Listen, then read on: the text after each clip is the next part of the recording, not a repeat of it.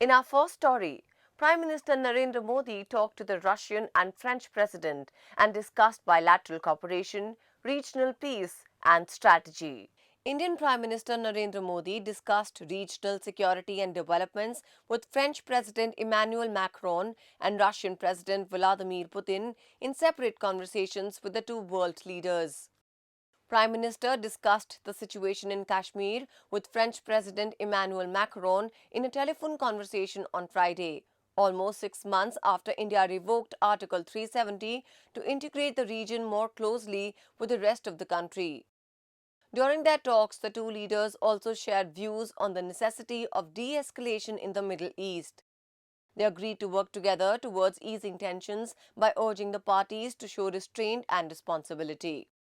Modi and Macron expressed their interest in pursuing the strengthening of our partnership in the military and civil nuclear fields, as well as enhancing our operational cooperation in the Indo-Pacific region. Modi also had a discussion with Russian President Vladimir Putin on Monday. The two discussed regional security situation in the backdrop of recent developments in the Persian Gulf region. The conversation occurred on the eve of Russian Foreign Minister's visit to India. The Prime Minister stressed that the year 2020 would be of special significance for Russia and recalled with gratitude the invitation of President Putin to the Prime Minister to participate in the 75th Victory Day celebrations in Moscow in May this year.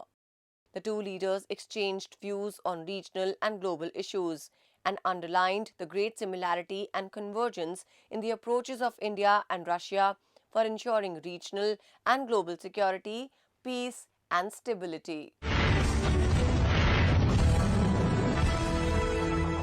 World Fame and India's flagship conference, Raisina Dialogue, has started.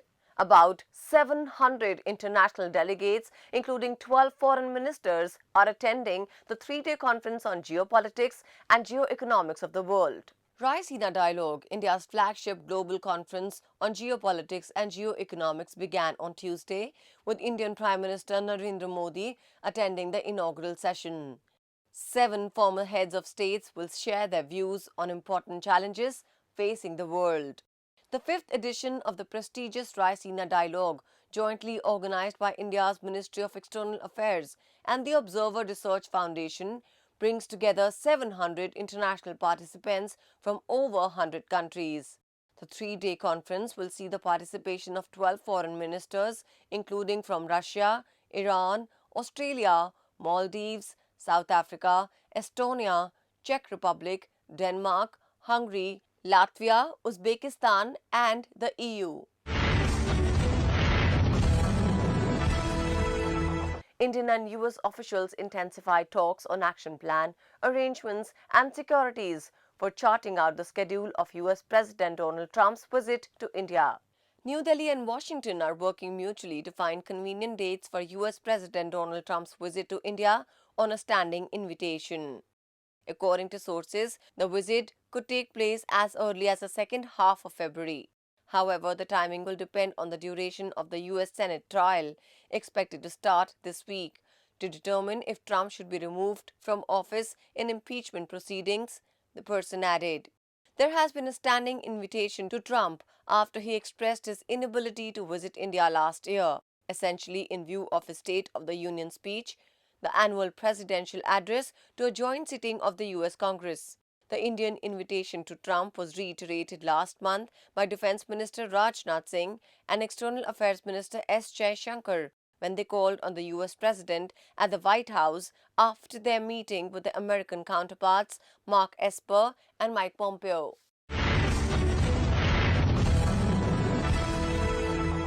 A sharp rise in the prices of vegetables and pulses has caused India's retail inflation to rise by 7.35% in December. That's a 5-year high. India's retail inflation rose by 7.35% in December, the most since July 2014, driven largely by higher vegetable prices and to some extent by an increase in phone tariffs, posing a political and economic challenge to the Modi government. According to experts, the number in excess of the upper band of the Reserve Bank of India's comfort level of 4% plus or minus 2 percentage points will prevent the Monetary Policy Committee from cutting interest rates to boost economic growth.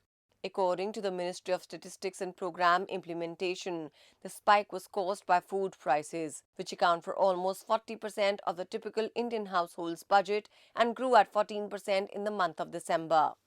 The increase is caused by a sharp rise in the price of vegetables, which rose by 60%, pulses by 15.44%, and meat and fish by 9.57%.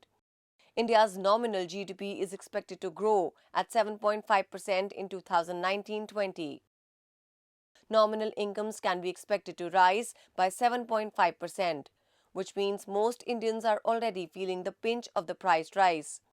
Prices of potatoes, onions and tomatoes, the three most important vegetables in the CPI basket, increased by 37%, 328% and 35% respectively in December on a year-on-year basis.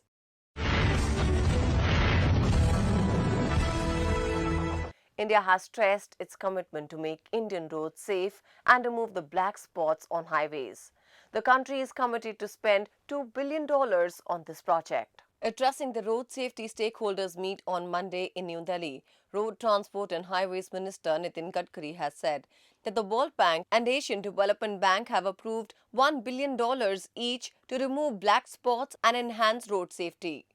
Gadkari reiterated government's commitment for making roads safer for all road users. He said education of the masses on road safety is important. The minister also called upon the students to become the brand ambassadors of road safety to bring about the behavioral and transformative changes in the youth of the country. Mr. Gadkari said, youth is the most affected community in the road accidents. Speaking on the occasion, Defence Minister Rajnath Singh has called for all concerned stakeholders to work in coordination to reduce the number of road accidents in the country. Around 450,000 road accidents took place every year, in which over 1.5 lakh people lost their lives. Singh said the country loses 2% of GDP due to road accidents, which is a matter of concern. On the occasion, the Defence Minister awarded Tamil Nadu as a best performing state in reducing road accidents.